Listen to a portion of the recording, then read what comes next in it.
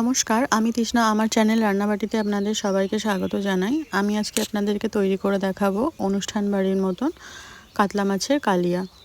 আমি এখানে 6 পিস কাতলা মাছ নিয়েছি। মাছটাকে প্রথমে ম্যারিনেট করে নেব। দিয়ে দিচ্ছি সামান্য পরিমাণে নুন, 1 চামচ হলুদ গুঁড়ো দিয়ে দিচ্ছি,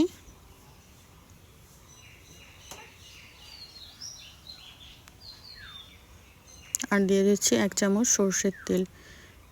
সব কিছুকে দিয়ে মাছটাকে খুব ভালো করে মাখিয়ে আমি 10 মিনিটের জন্য রেস্টে রাখবো। সর্ষের তেলটা দেওয়ার কারণ, যখন আমরা মাছগুলো ভাজবো তখন অনেক সময় মাছগুলো ফেটে যায়, তেল ছিটকে আসে। তো সর্ষের তেল দিয়ে মাছটাকে ম্যারিনেট করে নিলে মাছগুলো তেলে দেওয়ার পরে ফেটে যাবে না বা তেলটা ছিটকাবে না।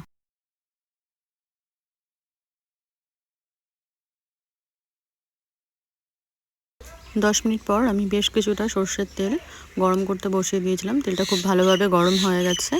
এবার মাছগুলোকে আমি একটা একটা করে ভেজে নেব।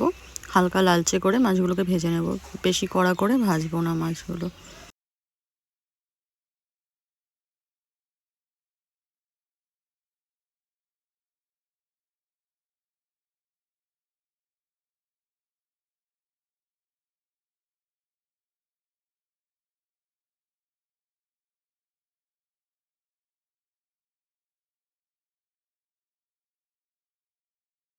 আমি মাছগুলো উল্টে পাল্টে দুপাশটাই লাল লাল করে ভেজে নিয়েছি। এবার তুলে রাখবো।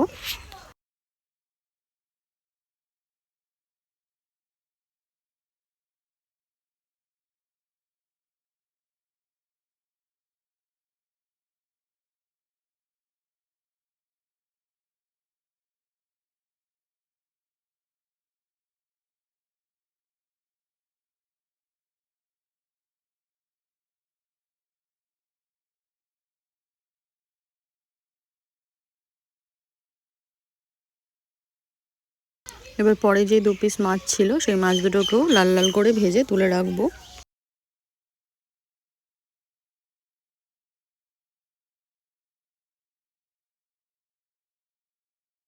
আমি মাছ ভাজার পরে বাকি যে তেলটা ছিল ওই তেলেই রান্নাটা করে নেব। ওই তেলেই দিয়ে দিচ্ছি 2টো দারচিনি, 4-5টা লবঙ্গ, 1 টুকরো দিয়ে দিচ্ছি জয়িত্রী, আর এর সাথে দিয়ে দিচ্ছি 3টে মুখ ফাটিয়ে নেওয়া এলাচ। এই গোটা গরম মশলাটা থেকে সুন্দর একটা ফ্লেভার ছেড়ে দিয়েছে। এবার একটা মিডিয়াম সাইজের পেঁয়াজ আমি মিক্সারে বেটে নিয়েছিলাম, দিয়ে দিচ্ছি পেঁয়াজ বাটাটা।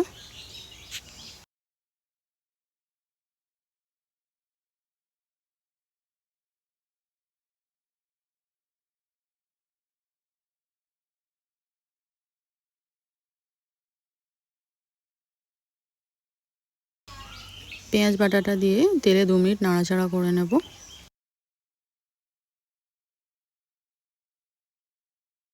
পেঁয়াজ বাটাটাকে 2 মিনিট নাড়াচাড়া করে দিয়ে দিচ্ছি 1 চামচ আদা আর কাঁচা লঙ্কার পেস্ট।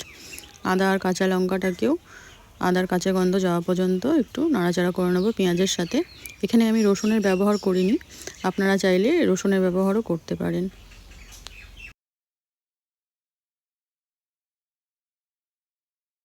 মশলাটাকে 4-5 মিনিট কষিয়ে নিয়ে এবার দিয়ে দেবো একটা বড় সাইজের টমেটো। আমি ছোটো ছোটো টুকরো করে কেটে রেখেছিলাম, টমেটোটাকেও দিয়ে দেবো। আর আপনারা এখানে টমেটোর পেস্টও ব্যবহার করতে পারেন বা টমেটোটাকে গ্রেট করেও ব্যবহার করতে পারেন। আমি এখানে ছোটো ছোটো টুকরো করে নিয়েছি।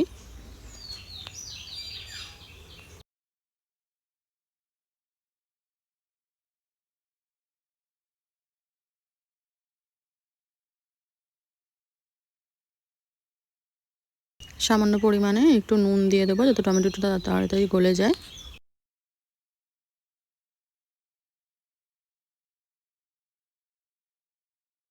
টমেটোটা খুব ভালোভাবে গলে গেছে। এবার ফ্লেমটা লো করে কিছু গুঁড়ো মশলা দিয়ে দেবো, বেসিক কিছু। 1 চামচ দিয়ে দিচ্ছি জিরের গুঁড়ো,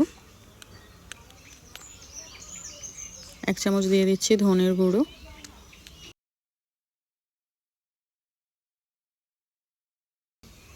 1/4 চামচ দিয়ে দিচ্ছি হলুদ গুঁড়ো,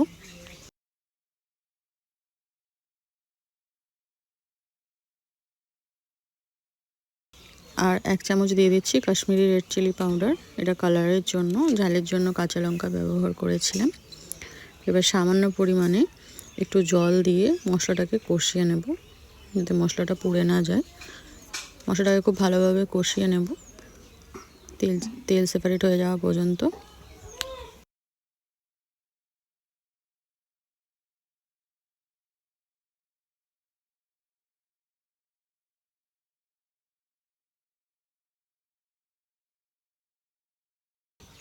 প্রথমে আমি নুনটা দিতে ভুলে গেছিলাম, তাই স্বাদ মতো নুন দিয়ে দিচ্ছি এখন। দিয়ে খুব ভালোভাবে মশলাটাকে কষিয়ে নেব তেল সেপারেট হয়ে যাওয়া পর্যন্ত।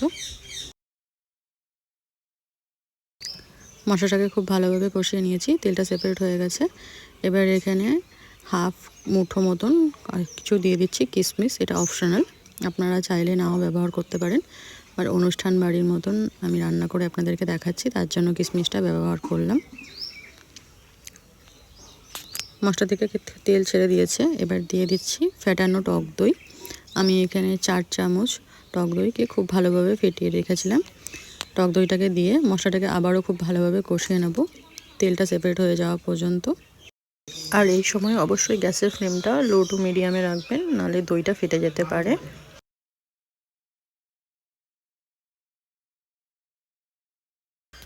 দইটা দিয়ে মশলাটাকে খুব ভালোভাবে কষিয়ে নিয়েছি, তেলটা সেপারেট হয়ে গেছে।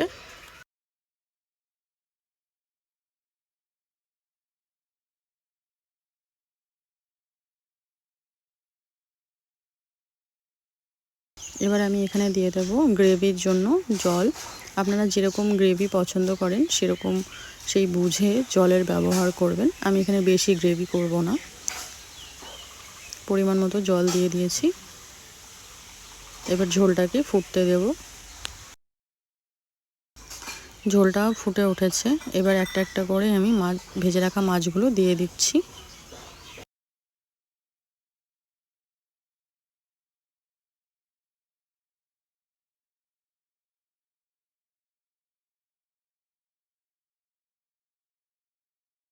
মাছগুলোকে দিয়ে আমি 10 মিনিট মতন ফুটিয়ে নেব, 5-10 মিনিট।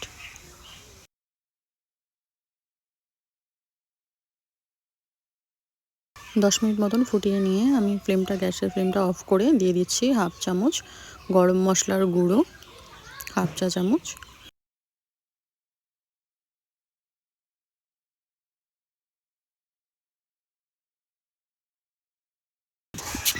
এবার আমি হাফ চামচ ঘি দিয়ে দিচ্ছি। ঘিটা দিয়ে মিশিয়ে নিলেই আমাদের অনুষ্ঠান বাড়ির মতন কাতলা মাছের কালিয়া একদম রেডি।